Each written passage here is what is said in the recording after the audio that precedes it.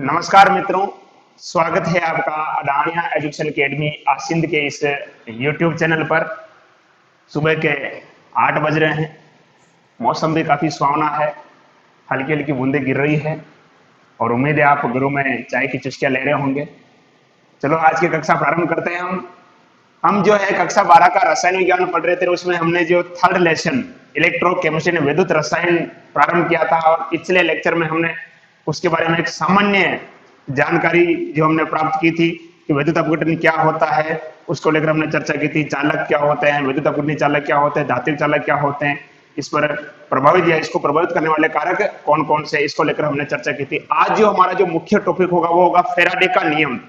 ये नियम क्या है और इससे किस प्रकार के किस टाइप के क्वेश्चन पूछे जाते हैं, आज वो हम चर्चा करने वाले हैं। बहुत ही इंपॉर्टेंट टॉपिक है, जुड़े रहिए। तो बिना किसी देरी की आज की कक्षा प्रारंभ करते हैं। देखो, फैराडे के नियम को पढ़ने से पहले जो फैराडे ने जो नियम दिए थे, उसने जो नियम दिए थे फैराडे ने, वो नियम थे विद्युत अपघटन पर। यानी कोई भी विद्युत अपघट्य है, उसका जो अपघटन होता है वो कितना होगा, किस तरह से होगा, इसी के ऊपर जो फैराडे है उसने नियम दिए थे। हमने पढ़ा था कि जो धात्विक चालक होते हैं वो ओम के नियम का पालन करते हैं, पिछली क्लास में हम पढ़ चुके हैं।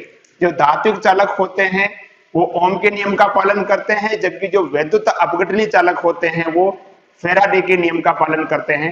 तो ओम का नियम क्या होता है ये तो आप पहले 10th क्लास के अंदर भी पढ़ चुके हो, 11th के अंदर भी आपने पढ़ा होगा फिजिक्स के अंदर। लेकिन जो फैराडे का जो नियम है एक नया कंसेप्ट है, बहुत ही इजी है, कोई ज्यादा इसको लोड लेने की आवश्यकता नहीं है। सबसे पहले अपन बात करते हैं विद्युत अपघटनी सेल के बारे में। इसको समझने के लिए सबसे पहले अपन बात करेंगे विद्युत अपघटनी सेल। गुरुजी ये क्या होता है तो समझते चलो। देखो, विद्युत अपघटनी सेल नाम से ही पता चल रहा है। देखो, विद्युत का मतलब तो क्या हो जाएगा, विद्युत धारा, और धारा का मतलब, अपघटनी का मतलब क्या होता है, तोड़ना। यानी किसी पदार्थ को अपन विद्युत धारा के द्वारा क्या करेंगे, तोड़ेंगे। किसी पदार्थ को अपन क्या करेंगे, विद्युत धारा के द्वारा तोड़ेंगे। और जिस पात्र के अंदर हम जो ये क्रिया करेंगे, ये जो काम करेंगे, उसे अपन क्या बोलेंगे, विद्युत अपघटनी सेल कहेंगे। देखिएगा, विद्युत अपघटन किसे कहते हैं, सबसे पहले इसकी बात करते हैं। विद्युत अपघटन क्या होता है, ठीक है। कोई भी विद्युत अपघटन, मान लो कि सोडियम क्लोराइड लेते हैं, मान लो सोडियम क्लोराइड हो गया या HCl हो गया या सोडियम सल्फेट Na2SO4, कोई सा भी विद्युत अपघटन ले लो। ये मान लो कोई विद्युत अपघटन है, और जब मैं क्या करता हूं, इनके विलयन में मैं धारा प्रवाहित करता हूं, तो ये कैसे टूटेगा, Na+ और Cl-, ये कैसे टूटेगा, H+ और Cl-, ये कैसे टूट जाएगा रे, 2Na+ और SO4-2। यानी कोई भी विद्युत अपघट्य है, जब उसमें अपन क्या करेंगे, धारा प्रवाहित करेंगे, तो वो क्या हो जाएगा, आयनों में वियोजित हो जाएगा, या अपन कह सकते हैं अपघटित हो जाएगा। इसे ही हम क्या कहते हैं, विद्युत अपघटन। यानी विद्युत के द्वारा किसी पदार्थ का या किसी पदार्थ का अपघटन होना या किसी पदार्थ को तोड़ना ही क्या कहलाता है, विद्युत अपघटन कहलाता है। बात करें अपन विद्युत अपघटनी सेल के बारे में, तो मैंने बताया था कि जिस पात्र के अंदर ये क्रिया अपन करेंगे, धारा के द्वारा तोड़ने की क्रिया करेंगे, उसे अपन क्या बोलेंगे, विद्युत अपघटनी सेल। तो देखो, इसको अपन समझते हैं विद्युत अपघटनी सेल क्या होता है, इसको लेकर हम बात करते हैं। देखिए, इसके अंदर क्या होता है, विद्युत अपघटनी सेल के अंदर इस प्रकार का एक पात्र होता है। एक बहुत ही खूबसूरत पात्र ले लेते हैं, ठीक है। अब इसके अंदर क्या करते हैं, 2 प्लेटिनम के क्या लगाते हैं अपन, इलेक्ट्रोड लगाते हैं। ये जो पात्र होता है, इस पात्र के अंदर 2 प्लेटिनम के क्या होते हैं, इलेक्ट्रोड लगे होते हैं। देखो, इलेक्ट्रोड की बात करेंगे तो एक तो क्या होगा, कैथोड होगा, और एक क्या होगा, एनोड। मान लेते हैं कि ये हो गया आपका कैथोड, CaTHODE, कैथोड, और ये हो जाएगा एनोड, ठीक है। ये जो इलेक्ट्रोड है किसके है रे, प्लेटिनम इलेक्ट्रोड। किसके हैं, प्लेटिनम इलेक्ट्रोड। अब इसके अंदर क्या करते हैं अपन, कोई सा भी विद्युत अपघट्य भर देते हैं, चाहे सोडियम क्लोराइड ले लो, सोडियम सल्फेट ले लो। एनसीईआरटी की अगर हम बात करें, एनसीईआरटी के अंदर जो विद्युत अपघट्य लिया हुआ है, इसके अंदर सोडियम क्लोराइड लिया हुआ है। लेकिन हम बात कर रहे हैं आरबीएससी की, Rajasthan board of secondary education की बात कर रहे हैं, उसी की किताब अपन पढ़ रहे हैं आरबीएससी की। तो मैं इसी की बात करूंगा अभी। जब एनसीईआरटी का कभी कोई अपन बनाएंगे तो उसकी बात करेंगे। तो ये तो दे रखा है किसके अंदर, एनसीईआरटी जो आपकी है, एनसीईआरटी उसके अंदर सोडियम क्लोराइड लिया हुआ है और आपकी बुक के अंदर क्या लिया हुआ है, HCl लिया हुआ है। ठीक है, तो यहां जो विद्युत अपघट्य के रूप में जो अपन लेंगे, कौन सा लेंगे, HCl का विलयन इसके अंदर अपन भर देते हैं विद्युत अपघट्य के रूप में। ठीक है, तो सबसे पहले क्या करते हैं, एक पात्र लेते हैं, कुचालक पात्र होता है। ये जो पात्र होता है इसको अपन बोलते हैं विद्युत अपघटनी टैंक। क्या बोलते हैं, विद्युत अपघटनी टैंक। और ये एक कुचालक पदार्थ होता है, कुचालक पदार्थ का बना होता है, ये कुचालक पदार्थ का बना होता है। अब क्या करते हैं, देखो ये जो दोनों इलेक्ट्रोड है इसको अपन क्या करते हैं, एक विद्युत स्रोत से जोड़ देते हैं, बैटरी से जोड़ देते हैं।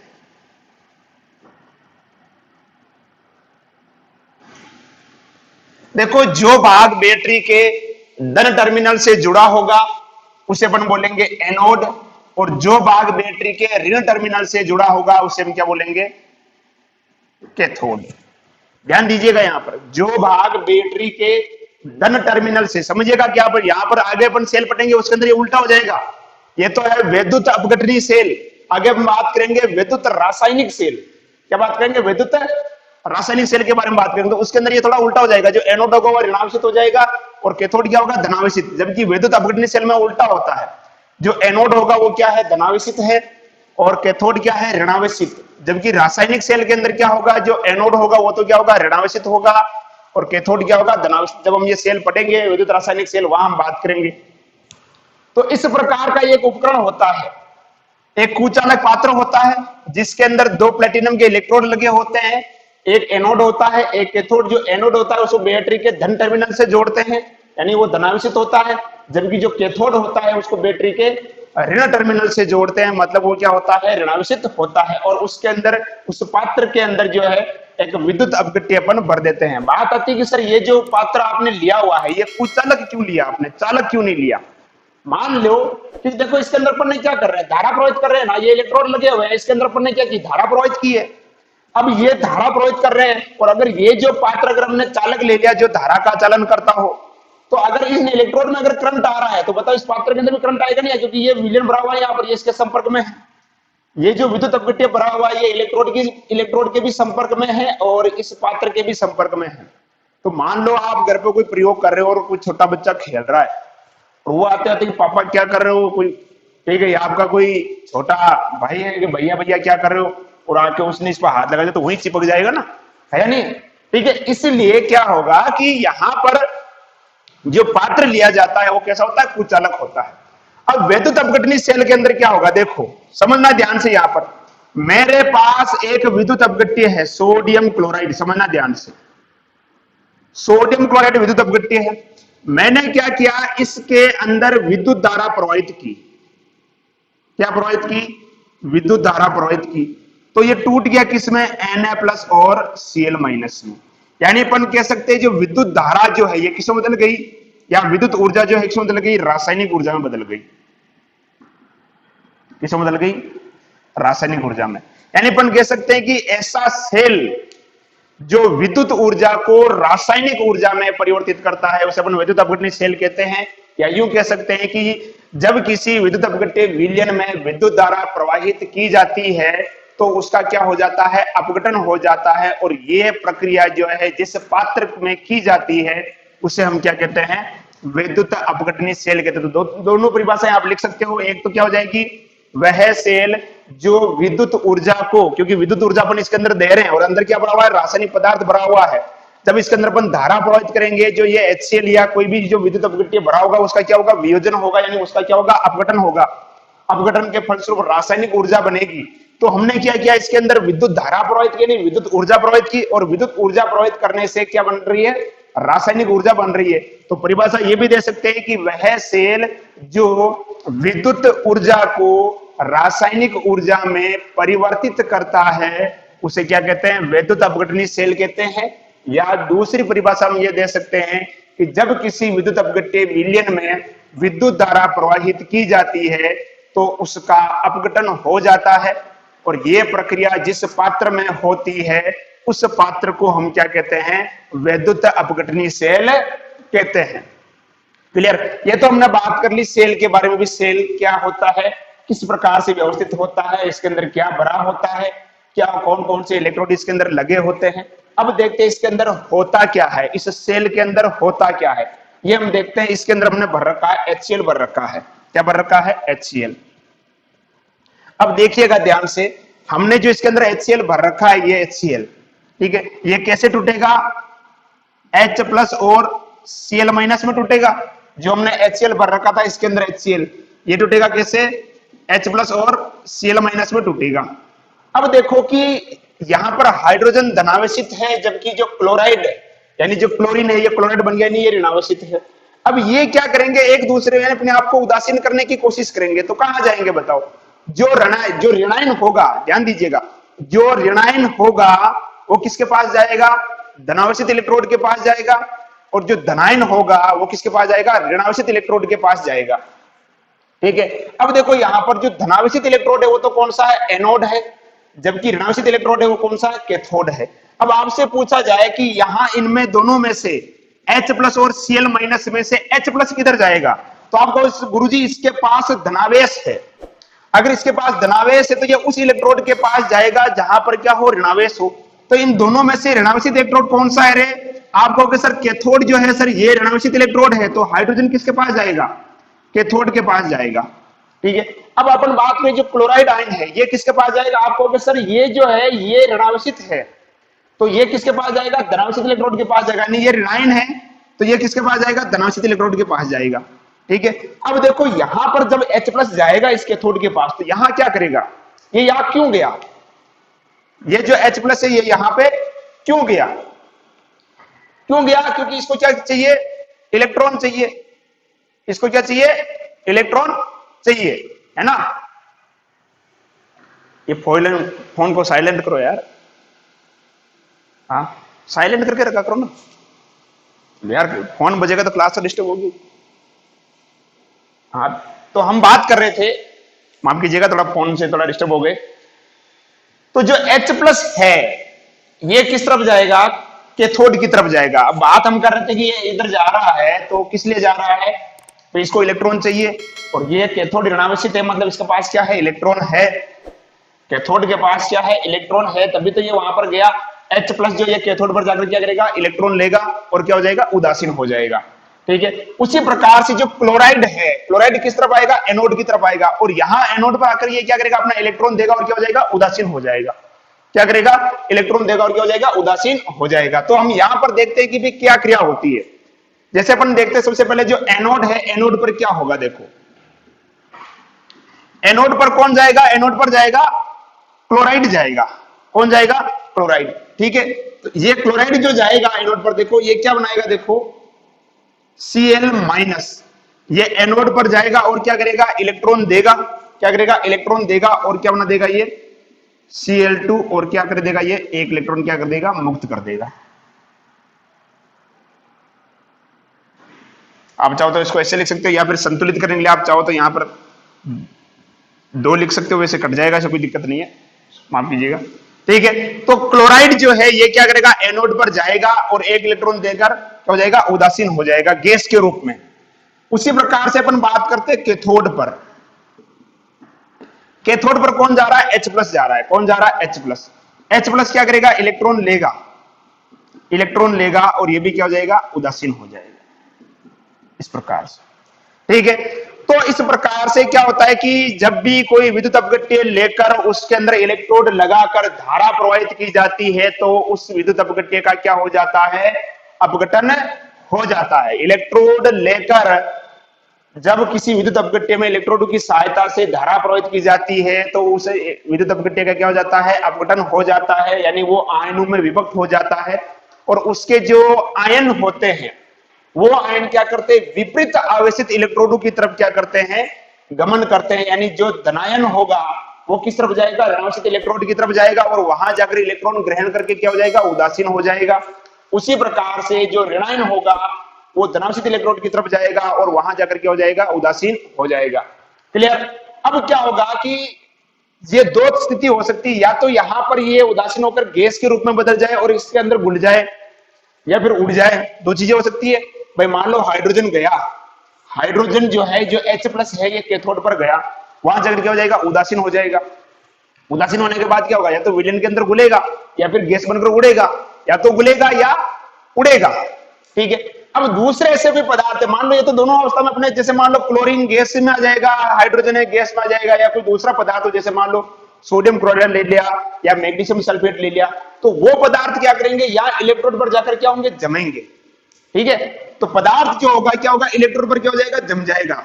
इस तरह से जो पदार्थ इधर आएगा ना, वो क्या करेगा, इलेक्ट्रोड पर क्या होगा, जम जाएगा। इससे जो भी पदार्थ आएगा वो इलेक्ट्रोड पर क्या हो जाएगा, जम जाएगा। ठीक है, जो ऋणायन होगा या आकर जम जाएगा, एनोड पर जम जाएगा, और जो धनायन होगा वो किस पर जम जाएगा, कैथोड पर जम जाएगा। जो धनायन होगा वो कैथोड पर जम जाएगा, और जो ऋणायन होगा वो किस पर जम जाएगा, एनोड पर जम जाएगा। इस तरह से ये पदार्थ जो है ये इसके ऊपर क्या हो जाएगा, जम जाएगा यहां पर, है ना, ऐसे। ये देखो जम गया ऐसे, क्लियर।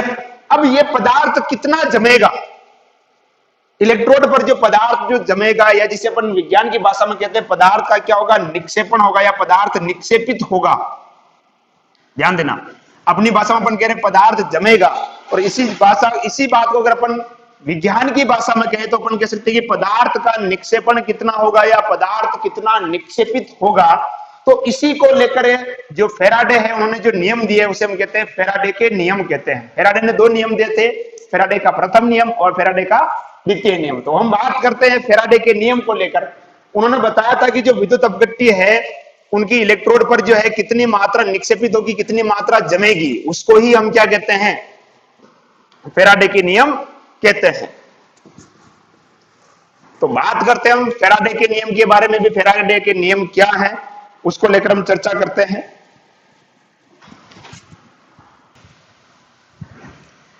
तो ये बात करते हैं अपन फेराडे के नियम के बारे में। सबसे पहले अपन बात करते हैं फेराडे का प्रथम नियम। फेराडे का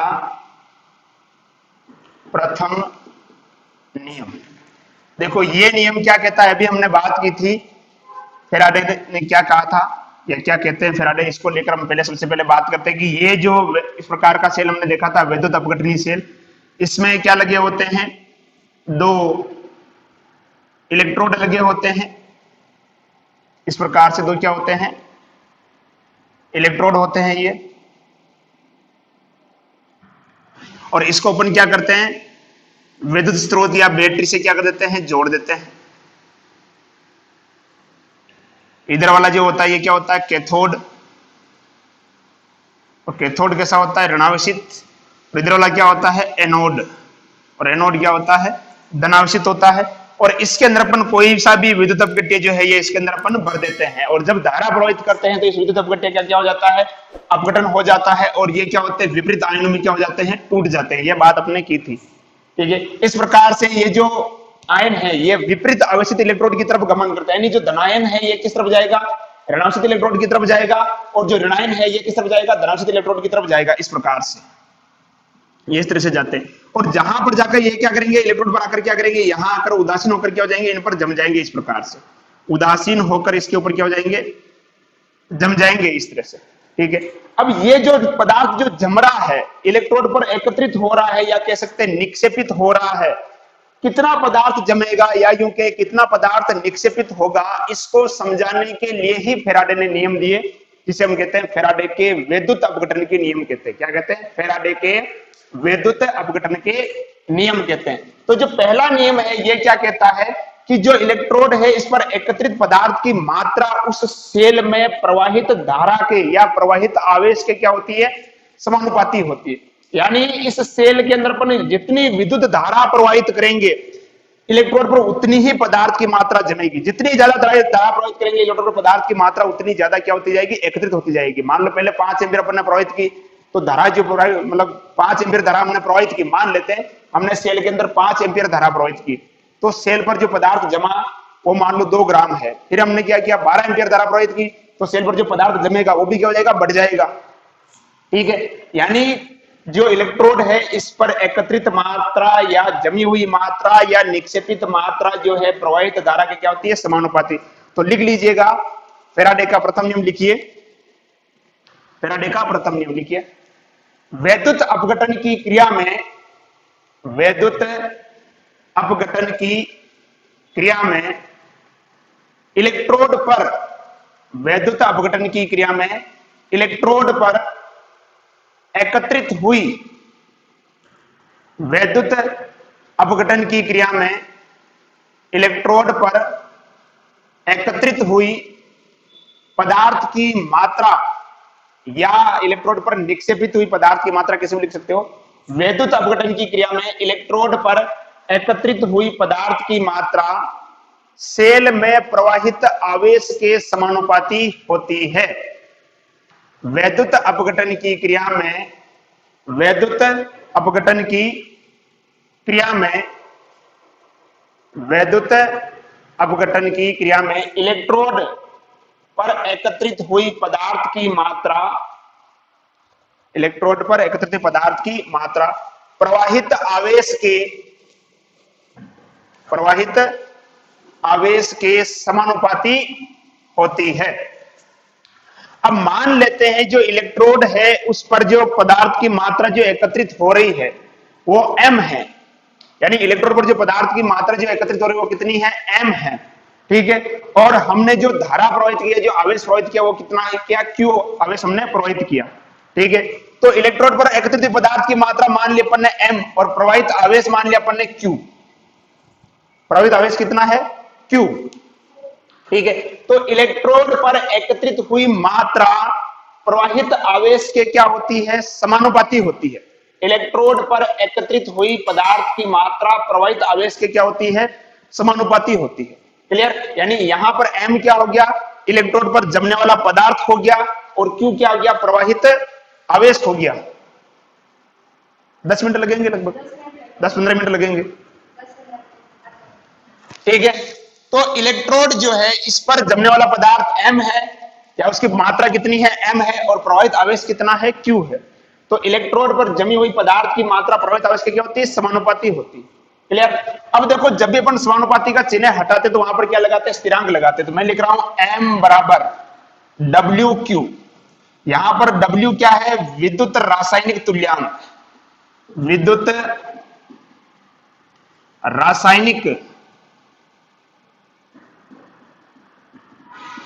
विद्युत रासायनिक तुल्यांक कहते हैं इसे अपन, विद्युत रासायनिक तुल्यांक यानी इलेक्ट्रोकेमिकल इक्विवेलेंट, या जिसे अपन शॉर्ट में कह सकते हैं ECE, इलेक्ट्रोकेमिकल इक्विवेलेंट, विद्युत रासायनिक तुल्यांक, ठीक है। अब देखिएगा m बराबर क्या आ गया आपका, WQ है, और W बराबर क्या होता है, देखो W होता है तुल्यांकी भार अपॉन फेराडे, या इसे अपन लिख सकते हैं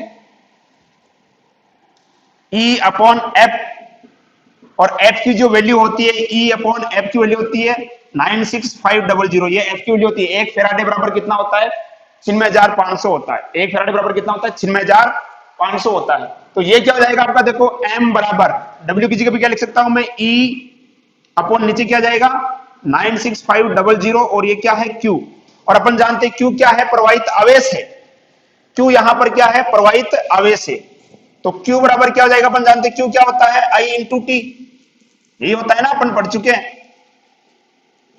Q क्या आता है, I इंटू टी। तो Q की जगह पे क्या लिख देता हूं मैं, IT लिख सकता हूं। तो ये क्या हो जाएगा आपका m बराबर क्या हो जाएगा, E I T अपॉन नीचे क्या जाएगा 96,500।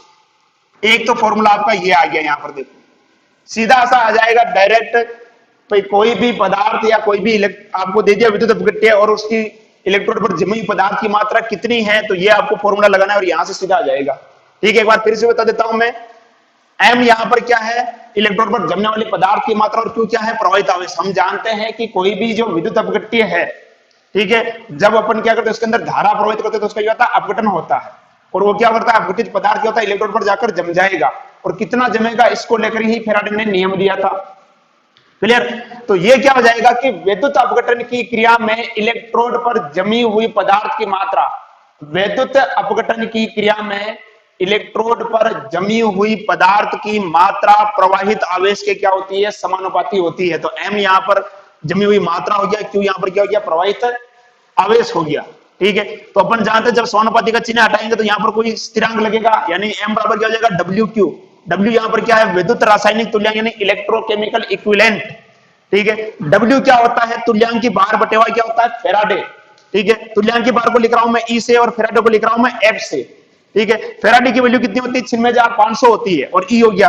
तो यहां पर क्या हो जाएगा कि डब्ल्यू की जगह पे मैं क्या लिख दूंगा, ये वाला लिख दूंगा, ये डब्ल्यू की जगह पे लिख सकता हूं मैं।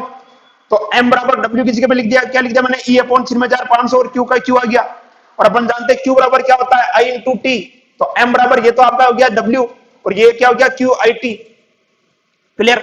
अब देखिएगा ध्यान से, यहां पर मैं फिर से एक आपको बताता हूं, इसको लेकर देखते हैं अपन, ये वाला जो है यहां से समझना ध्यान से, ये फॉर्मूला आपका निकल के आ गया। यहां से देखिएगा आप, m बराबर W और Q यानी क्या होता है, I इंटू टी होता है, I इंटू टी, है ना। Q की वैल्यू लिख दी मैंने, Q क्या होता है, I इंटू टी। अब देखिएगा, अगर मान लो I यहां पर क्या है, विद्युत धारा, और मैं विद्युत धारा कितनी प्रवाहित करूं, 1 एम्पियर। 1 एम्पियर धारा मैं अगर क्या करूं, 1 सेकंड तक प्रवाहित करता हूं, ध्यान देना, 1 एम्पियर धारा 1 सेकंड तक प्रवाहित करता हूं तो क्या होगा, यानी ये भी हो गया 1, ये भी हो गया 1, तो अपन कह सकते हैं कि m बराबर क्या हो जाएगा, W। m बराबर क्या हो जाएगा, W। तो आपसे पूछ लिया जाए कि विद्युत रासायनिक तुल्यांक क्या होता है, तो हम क्या कह सकते हैं कि जब किसी सेल में 1 एम्पियर धारा 1 सेकंड तक प्रवाहित की जाती है, ध्यान दीजिएगा, जब किसी सेल में 1 एम्पियर धारा 1 सेकंड तक प्रवाहित की जाती है तो इलेक्ट्रोड पर एकत्रित हुई पदार्थ की मात्रा विद्युत रासायनिक तुल्यांक के क्या होती है, बराबर होती है। ध्यान दीजिएगा, आई कितना है 1 एम्पियर, टी कितना है 1 सेकंड, यानी आई भी 1 हो गया, टी भी तो क्या हो जाएगा आपका, एम बराबर क्या हो जाएगा, डब्ल्यू हो जाएगा। तो जब किसी विद्युत अपघट्य में 1 एम्पियर धारा 1 सेकंड तक प्रवाहित की जाती है तो इलेक्ट्रोड पर मुक्त हुई पदार्थ की मात्रा विद्युत रासायनिक तुल्यांक की क्या होती है, बराबर होती है। क्लियर, ये चीज आ गई आपके सामने। यानी यहां से अगर मैं लिखना चाहूं तो आपको जैसे भी मैंने लिखा यहां पर m बराबर क्या लिखा था, डब्ल्यू क्यू टी, ये लिखा था। तो यदि अगर मैं लिख लूं w बराबर, अगर आपसे पूछा जाता है क्या हो जाएगा, m अपॉन नीचे क्या जाएगा, क्यू टी नहीं, माफ कीजिएगा आई टी, क्या हो जाएगा आई टी। तो m बराबर क्या हो जाएगा, नीचे क्या जाएगा आई टी। अब आपसे पूछ ले जाएगी इसका जो मात्रक होगा, विद्युत रासायनिक तुल्यांक का मात्रक क्या होगा। ठीक है, तो m का मात्रक क्या होता है और I का मात्रक क्या होता है, ये निकाल लो। I का मात्रक क्या होता है, एम्पियर, और T का मात्रक क्या होता है, सेकंड होता है। ठीक है, तो m यानी क्या हो जाएगा, ग्राम, I का मात्रक क्या होता है, एम्पियर, तो क्या हो जाएगा ग्राम एम्पियर इनवर्स, और T का मतलब क्या हो जाएगा, सेकंड इनवर्स। ये आपसे पूछा जा सकता है, इसका मात्रक विद्युत रासायनिक तुल्यांक का मात्रक क्या होगा। तो W बराबर यहां से अपन निकालेंगे, W बराबर क्या हो जाएगा, m अपॉन आई टी। तो m का मतलब तो मात्रक तो क्या जाएगा, निक्षेपित पदार्थ की मात्रा यानी कितने ग्राम वहां पर जम रहा है, तो उसका मात्रक तो क्या जाएगा, ग्राम। I का मतलब एम्पियर, ऊपर आएगा तो क्या जाएगा, एम्पियर इनवर्स, और T का क्या होता है, सेकंड, ऊपर आएगा तो क्या जाएगा, सेकंड इनवर्स। क्लियर, तो ये हो गया आपका फैराडे का प्रथम नियम, और मुख्य जो फॉर्मूला जो आपके काम आएगा ये वाला आएगा। क्लियर, यहां से आपको पता होना चाहिए कि तुल्यांक की भार जो है हम कैसे निकालते हैं उसका, पदार्थ का। और ये है फैराडे की जो वैल्यू होती है, फैराडे कितना होता है, 96,500 होता है। ठीक है, अब इसका अपन एक प्रश्न करके देखते हैं, फैराडे के प्रथम नियम से किस प्रकार के प्रश्न, एक सामान्य क्वेश्चन अपन करके देखते हैं। देखिए, ये एक प्रश्न है, कैल्शियम कार्बोनेट के विलयन में 10 एम्पियर धारा, ध्यान दीजिएगा, सुनिएगा ध्यान से, कैल्शियम कार्बोनेट के विलयन में 10 एम्पियर धारा 20 मिनट तक, कैल्शियम कार्बोनेट के विलयन में 10 एम्पियर धारा 20 मिनट तक प्रवाहित करने पर कैथोड पर एकत्रित कैल्शियम की मात्रा ज्ञात कीजिए। ठीक है, यानी आपके पास एक विद्युत अपघट्य है कैल्शियम कार्बोनेट, और उस कैल्शियम कार्बोनेट के विलयन में अपन कितनी धारा प्रवाहित कर रहे हैं, 10 एम्पियर धारा प्रवाहित कर रहे हैं, कितने समय के लिए, 20 मिनट तक।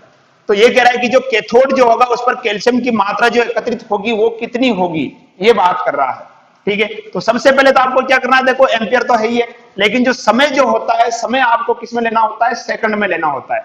यानी जो धारा जो है, विद्युत धारा आई आपको किस में लेनी होती है, एम्पियर में, और समय किस में लेना होता है, सेकंड में लेना होता है। तो सूत्र अपन देखते हैं, सबसे पहले अपने पास सूत्र क्या था, सूत्र था आपके पास m बराबर क्या था, E आई टी अपॉन नीचे क्या था 96,500, यही था ना, ठीक है। अब देखिएगा यहां पर सबसे पहले अपन बात करते हैं कैल्शियम जब टूटेगा, तो जब इसको अपन तोड़ेंगे तो कैसे टूटेगा, ये CaCO3 कैल्शियम कार्बोनेट टूटेगा तो कैसे टूटेगा, Ca+2 और CO3-2। सबसे पहले आपको निकालना है E क्या होता है, तुल्यांकी भार। तुल्यांकी भार क्या होता है आपका, परमाणु भार बटे हुआ संयोजकता कारक। तो इसके लिए अपन क्या लेते हैं, संयोजकता कारक लेते हैं, एन फैक्टर। तुल्यांकी भार वगैरह क्या होते हैं, जो आपका जो सेकंड चैप्टर है उसके अंदर मैं पढ़ा चुका हूं आपको कि अम्ल का तुल्यांकी भार कैसे निकालेंगे, क्षार का तुल्यांकी भार कैसे निकालेंगे, लवण का तुल्यांकी भार या आयन का तुल्यांकी भार कैसे निकालेंगे, ये हम पढ़ चुके हैं, ठीक है। तो कैल्शियम का तुल्यांकी भार निकालेंगे अपन, ई बराबर क्या हो जाएगा 40। कैल्शियम का परमाणु भार कितना होता है 40, और संयोजकता कारक यानी इस पर आवेश कितना है 2 है, तो ये कितना हो जाएगा 2, यानी ये कितना हो गया 20 हो गया, कितना हो गया 20। आगे अपन लिखते हैं, देखो m बराबर E की जगह पे कितना जाएगा आपका 20 इंटू आई कितना दे रखा है 10 एम्पियर, T कितना दे रखा है आपको 20 मिनट, लेकिन आपको मिनट में नहीं लेना, आपको किसमें लेना है सेकंड में। तो 20 इंटू क्या जाएगा सेकंड के लिए 60, और नीचे क्या जाएगा आपका 96,500। जब आप इसको सोल्व करोगे आप इसको, तो ये जो पदार्थ आएगा आपकी, जो पदार्थ की जो मात्रा आएगी वो किसमें आएगी, ग्राम में आएगी। तो ये सीधा सा आंसर हो जाएगा, बिल्कुल नॉर्मल क्वेश्चन है, कोई विशेष नहीं है इसके अंदर। इस टाइप के क्वेश्चन जो है आपके बोर्ड के अंदर अगर हम बात करें तो फेराडे के जो प्रथम नियम से ये क्वेश्चन पूछे जाते हैं। बात करते हैं हम अब फेराडे का जो द्वितीय नियम है वो क्या कहता है, उसको लेकर हम बात करते हैं।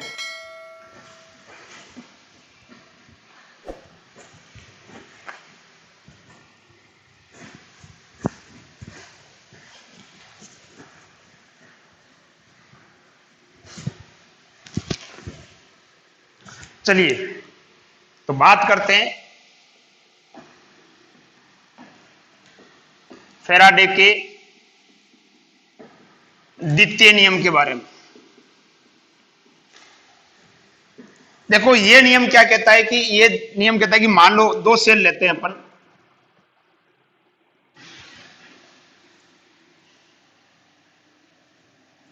और इसके अंदर अपन क्या लगा देते हैं, ये इलेक्ट्रोड ले लेते हैं।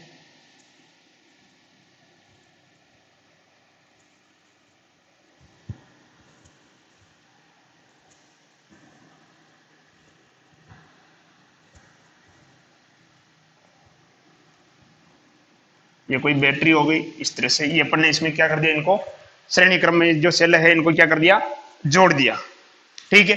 अब ये क्या कहता है, फेराडे का जो नियम है द्वितीय नियम क्या कहता है कि 2 या 2 से अधिक सेल लेते हैं। मान लो कि इसके अंदर जो पदार्थ की जो निक्षेपित मात्रा m1 है, इसमें कितनी है m2 है। फेराडे का द्वितीय नियम क्या कहता है, लिखिए 2 या 2 से अधिक सेलों 2 या 2 से अधिक सेलों को श्रेणी क्रम में संयोजित करके या करने पर, 2 या 2 से अधिक सेलों को श्रेणी क्रम में संयोजित करने पर, 2 या 2 से अधिक सेलों को श्रेणी क्रम में संयोजित करने पर इलेक्ट्रोड पर मुक्त हुई पदार्थ की मात्रा, 2 या 2 से अधिक सेलों को श्रेणी क्रम में संयोजित करने पर इलेक्ट्रोड पर मुक्त